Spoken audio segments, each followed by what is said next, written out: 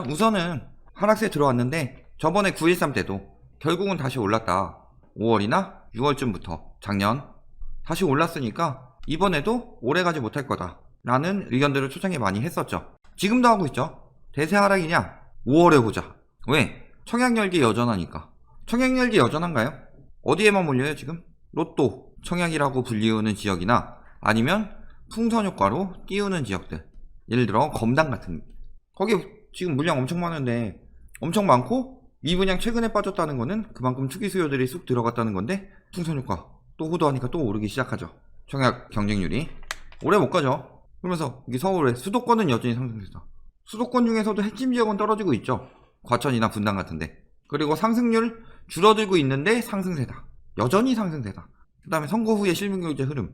선거가 실물경제 흐름을 뒤바꾸진 못하죠 보통. 뭐 정책에 따라서 조금 더 덜 충격이 가게 한다든가 이런 효과는 있어도 어떻게 실물경제 흐름을 바꿀 수 있을까요? 세계가 실물경제 흐름이 안 좋아지고 있는데. 그럼에도 불구하고 5월에 보자. 끝나고 5월 상황을 지켜봐야 된다. 그리고 대세 하락이 안 될 수도 있다. 이런 식으로 이야기하잖아요. 항상 유도하죠. 그러니까 대세 하락 아니니까 지금 급매물이 기회다. 이런 이야기들 많이 하죠. 급매가 아닌 절세 매물이다. 하락한 거래권이. 아니죠. 얼마 전에 1cm 어땠어요? 상승시켜놓고 법인으로 넘겼죠. 이게 무슨 급매예요. 급매는 파는 거고 가격 하락 방어하려고 상승시켜놓고 절세로 넘기죠 보통. 그 다음에 시장 수요. 청약시장 과연 특수지역이죠. 비규제 지역 지금 강남권 모두 비규제 지역 모든 비규제 지역 다 봤어요? 지금 강원도에 뭐 0.01대 1 뭐 이런 거 나오고 있는데 한 명도 청약 안 한 데도 있는데 주간 동향 상승 지속. 상승 지속이 중요한 게 아니라 상승률이 늘어나고 있느냐.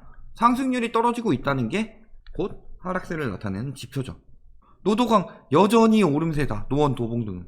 이런 거 가지고 지금 이야기하냐고요. 떨어질 때 갑자기 오르던 게 하락세를 확 바뀌어요? 안 그렇죠. 그럼에도 불구하고 작년처럼 오를 것이다 라는 이야기들을 하고 있더라.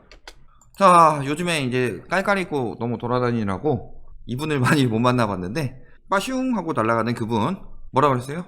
올해 초에? 영끌에서 거품 아니니까 영끌에서 살아. 프리미엄일 뿐 거품이 아니어서 꾸준하게 상승할 것으로 점쳤다. 우리나라 서울은 뭐 지금 뭐 그 질병 사태 터지기 전에 뉴욕이랑 비교해 봤을 때 훨씬 더 좋은 도시죠. 그러니까 그거보다 비싼 프리미엄이 붙어 있을 거잖아요. 서초구 평당 1억. 뉴욕 웬만한 데보다 비싸죠. 프리미엄이죠. 전 세계에서 가장 살기 좋은 도시 중 하나인 서울. 그렇죠. 일부 쪽집게 강사는 부동산 시장 전문가가 아니라 장사꾼일 뿐이다. 그렇죠. 둔산동 클로바. 피지수첩에 나온 둔산동 클로바. 자기소개하고 있죠. 특히 어느 한 단지를 콕 찍어 사라고 하는 이들을 경계해야 한다. 둔산동 클로바. 대단하시지 않나요? 아니 보통은 내가 그랬다는 거에 대해서 웬만하면 비판을 안 할 텐데 또 본인이 얘기해놓고 본인이 비판하는 참 자기 성찰이 뛰어나신 분이죠. 대단합니다. 인정. 자, 쪽집게 부동산 예언자. 역대 최대 상승장입니다. 이거 이상한 소가 언제부터 쪽집게 부동산 예언자예요? 무조건 오른다고 계속 지금 하다가 작년에 한번 맞췄다. 역시 쪽집게. 변수가 별로 없다. 변수가 별로 없나요? 주식보다 쉽다. 언제까지 이어질까? 역대 최장기간 상승으로 기록될 것이다. 벌써 하락했죠? 쪽집게죠. 뭐 쪽집게가 이렇게 똑 집었을 때 집을 수도 있고 못 집을 수도 있잖아요. 역시 쪽집게. 역대 최장 기간으로 상승으로 기록됐는데 역대 최단이죠 지금. 1년도 못 갔잖아요. 그 하이버 미스키 모델로 해가지고 떨어진 거 나오니까. 근데 작년에 왜 올랐어요? 이야기 막 나오죠. 거래 뭐만 늘어나면은 바닥 다졌나, 집값 하락, 바닥론 솔솔, 바닥 치고 오름세, 재건축 가격 바닥 쳤나. 지금 계속 나오죠. 3월, 4월, 4월 말, 5월. 작년이에요. 바닥 쳤나. 뭐 이렇게 바닥을 치는 걸 좋아해. 이쯤 되면은 언론하지 말고 바닥공사 이런 거 해야죠. 이렇게 바닥을 좋아하는데 계속 이렇게 호도하니까 결국 한번 올랐죠. 작년 하반기에. 그리고 그 뒤에 뭐 일단은 막 오르기 시작한 뒤에 오르고 있으니까 분양가 상한제 때리기 시작한 거죠. 그러니까 파리 대책했듯이 막 그거 가지고 기름 붓잖아요. 시장을 거스르는 분양가 상한제. 시장 무슨 시장을 거슬렸나요? 지금 시장에서 많은 사람들이 내 집 마련을 못하고 실제 쓸 사람들이 사지 않고 가지고 있어서 가격 띄우는 사람들만 있는 것이 시장 경제인가요? 로또 청약과 공급 부족 난다. 로또 청약은 저기 살 때는 로또지 팔 때는 아니라고 그랬고 공급 부족은 아니라고 그랬죠. 분석도 안 해보고 항상 이딴 얘기들 하죠. 집값 뛰고 매물 동나고 분양가 상한제 비웃는 주택시장. 니들이 이러니까 이렇게 되는 거죠. 재건축 주춤, 신축 탄력. 이러니까 공급 부족 나으니까. 자, 분양가 상한제 앞두고 본보기 집에 수만 명 몰려서 청약 열기. 이거 다 공급 부족 호도 때문이죠. 상한제 풍선효과. 이런 식으로 해서 어떻게 됐다 작년에 30대 부랴부랴 집 샀죠. 막 결혼한 신혼부부는 청약가점 20점 넘기기도 쉽지 않다. 그러니까 집 사야 돼요. 분양가 상한제 이후 안정됐다는 자료도 굉장히 많았죠. 근데 공급 부족한다는 인간들 지표 들고 온 적 있어요? 아니다 라고 말하는 사람들은 다 지표를 들고 오죠. 이때 공급 부족 아니었다. 저부터도 들고 왔잖아요. 이거 뭐 인허가 이런 거 봤더니 아니더라. 신축 아파트 공급 절대 부족하지 않았다. 오히려 공급 부족은 뭐 때문에 만들어졌다? 재건축, 연한 완화와 부동산 3법 때문에 공급 부족이 만들어졌다 라고 저는 계속 주장했죠. 왜? 그것 때문에 그 예전에 공급해서 이제 입주하는 아파트들은 한계가 있는데 이것 때문에 멸실이 엄청 많이 생겨가지고 공급 부족이 났다 그랬잖아요. 그래서 재작년까지는 폭등했던 게 저것 때문에 지금 계속 공급 부족이 났으니까. 그리고 작년에는 공급 부족이 안 났죠. 순공급이 더 많았잖아요. 올해는 순공급이 더 많을 것이고. 그럼에도 불구하고 이야기하는 거죠. 뭐 물론 청약가점이 20점으로 서울 받기 힘들죠. 그렇지만 20대 때 말고 한 30대쯤 가보면 일찍 독립해서 무주택 기간 확보되고 청약통장 잘 쌓아놓고 어느 정도만 하면은 충분히 경쟁력 있는 청약가점을 가질 수 있었더라. 그리고 분양가 상한제 때문에 청약가점이 미친듯이 오르는 거는 1년도 안 가는 일시적인 현상일 뿐이다 라고 예전 분양가 상한제를 대비해서 제가 보여줬었죠. 근데 맨날 내 집 마련은 하늘의 별 따기죠. 그럼 누가 사?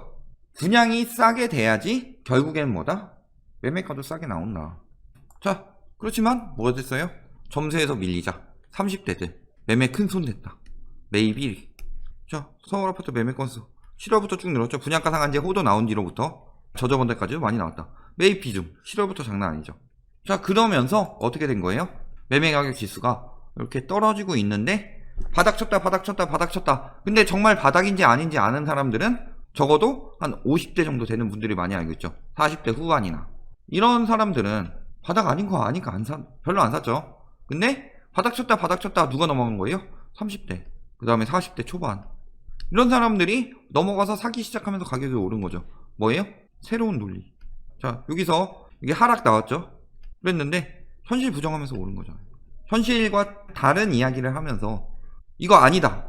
아닌데 막 거짓말 해가지고 끌어올리잖아요. 그리고 지금 이렇게 떨어지는 상황이죠. 지금도 여기 이제 3월이지만 이제 떨어지는 지표 나올 거다. 자, 지금 30대들은 어떤 상황이에요? 아파트 샀는데 세금은 늘어나고 집값은 떨어지고 있죠. 연끌대출로 겨우 했는데 지금 뭐 질병사태나 보유세 충격 맞아서 지금 멘붕이다. 어떻게 되고 있어요? 작년에 연끌했죠. 현금이랑 신용대출 5억 합쳐서 9억 3천에 아파트 구입했는데 올해 2월 7억 5천까지 급락했다.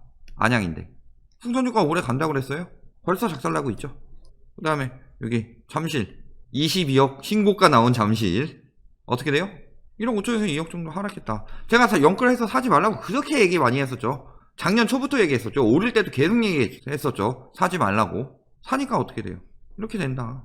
지금 파크리오 14억 5천 정도에 나오고 있다. 16억에 샀는데 14억 3천도 거래됐더라. 이런 상황이죠. 거기다가 보유세는 어떻게 전년 대비 증가하고 있죠. 이만큼씩 증가했잖아요. 몇백씩. 자, 그리고 만약 이렇게 사가지고 내가 연끌로 해가지고 투기를 해보겠다. 이 정도는 상승해도 답 없다. 왜? 뭐 빠져요? 첫 번째 중개수수료. 그 저희 예전에 뭐 올렸죠. 지금 빚내서 집 사면 이런 일들. 거기서 뭐예요? 또 뭐 나와요? 취득세. 그 다음에 연끌했으면 대출했으면 당연히 뭐 나와요? 대출 이자. 그렇죠? 그 다음에 뭐 실거주로 어떻게든 좀 최대한 9억 원까지 비과세 받으려고 하면은 뭐 이사비용도 중개수수료랑 이사비용은 곱하기 2로 들겠죠. 들어올 때 나갈 때. 그 다음에 만약 1억 올랐다고 하면은 여기서 남는 게 조금 있더라도 양도세도 내야 되죠. 물론 뭐 양도세 낼 만큼은 안 남을 거예요. 웬만하면. 이런 것들. 그 다음에 뭐 보유세. 이런 거 다 떼고 나서도 돈 벌어요? 한 4, 5억은 오를 걸 보고 들어가야 되죠. 웬만하면. 근데 지금 그런 상황이 됐어요? 투기도 절대 아니었고 실거주는 거품긴 상황이니까 거품긴 가격에 사지 마라. 계속 경고한 거고 만약 그때 샀으면 2억 벌었는데 라고 말하는 인간들 가끔 댓글 달잖아요. 라이트하우스 말 듣고서 안 샀다가 2억 손해봤습니다. 2억 오른다고 해서 2억 버는 게 아니죠. 2억 올라도 연끌 대출해서 사고 나면 마이너스예요. 마이너스. 개뿔도 모르는 인간들이 가격만 오르면은 그게 내가 번 돈인 양 뻐기는 거죠. 왜? 머리가 비었으니까. 샀다가 팔지를 못해봤으니까 그런 얘기가 나오는 거죠. 팔고 양도세 요 정도만 계산해놓고서 나만의 이 정도로 머리가 둔하니까 그따위 댓글을 남기는 거잖아요. 자, 수도권도 지금 금매 나오고 있죠. 작년에도 금매 나왔지만 지금만큼 열풍이었을까요? 자, 아까 이야기했던 단지들 봅시다. 자, 파크리오 아까 14억 5천 선에 하고 있다고 하는데 지금 이렇게 떨어뜨리고 있다. 가격 내리고 있죠. 14억 3천 매물 나와 있고 최저. 뭐 아이언동, 마레프 유명하죠. 마레프 싼 거는 14억 9천까지도 나와 있더라. 거래는 14억 8천까지 됐고 얼마까지 올랐던 게? 뭐 15억 5천까지 올랐던 게. 다른 타입은 16억 5천까지 올랐던 게. 16억 5천까지 올랐던 게 지금 매물 14억 9천 나오고 있고 15억 5천까지 올랐던 게 거래는 14억 8천이다. 물론 층수는 1층이죠. 1층이라는 걸 감안하더라도 전체적으로 떨어지고 있다는 거죠. 예를 들어서 8층인데 14억 9천에 거래했잖아요. 이런 거. 자, 거기다가 지금 상황 어때요? 사람들 막 여력 생겨요. 실업급여 지급액 9천억 역대 최대. 이거 무슨 소리예요? 실업 많이 늘어났다. 취업길 막히고 실직이 늘었다. 고용위기 현실화. 100만 실업자 쏟아진다. 100만 실업자가 쏟아진다는 건 그만큼 가계의 유동성이 감소한다는 이야기죠. 가계의 유동성이 감소했는데 집을 막 살 수가 있어요? 고용보험 가입자 수 증감 줄었죠. 고용보험 가입자 수가 증감이 줄었다는 건 무슨 소리예요? 정규직 고용보험 당연히 회사에서 되는 거잖아요. 4대 보험 가입된 회사에 들어가는 정규직들이 뽑는 게 점점 줄어들고 있다. 그러니까 가입자 수 증감이 계속 줄어들고 있다는 거죠.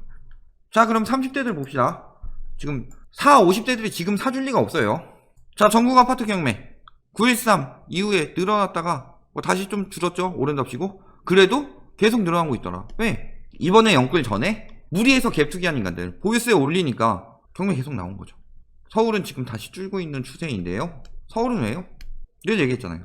왜 전국은 많이 나오는데 서울은 주냐? 일단은 경매는 황금성이 좋은 거를 최대한 보관하고 나머지부터 경매를 처분하기 시작하잖아요. 예를 들어서 서울 집이 있고 의정부에 집이 하나 있어요. 하나밖에 내가 지금 보유세랑 대출 이자랑 밖에 감당이 안 돼요. 그러면 어느 걸 경매에 나가도록 두겠어요? 그러니까 서울은 지금 어떻게든 서울은 잡아보려고 버티는 거고 뭐예요?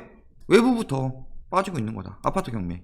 그 다음에 수익형 부동산들부터 먼저 처분하고 서울이 마지막에 늘어나죠. 자, 매수 심리 어떻게 변하는지 봅시다. 9.13 때 직전에 171.6까지 기록했다가 37.6까지 떨어졌죠. 이렇게 떨어졌죠. 약간 좀 스무스하게 U자형으로 떨어졌죠. 지금 어때요? 12.16 이후에 스무스하게 떨어지는 것 같다가 갑자기 팍 떨어졌죠. 매매 거래지수 여기서 올라가는 척 하다가 갑자기 뚝 떨어졌죠. 매매 전망지수 다 하이먼 미스키 모델 그리고 있죠.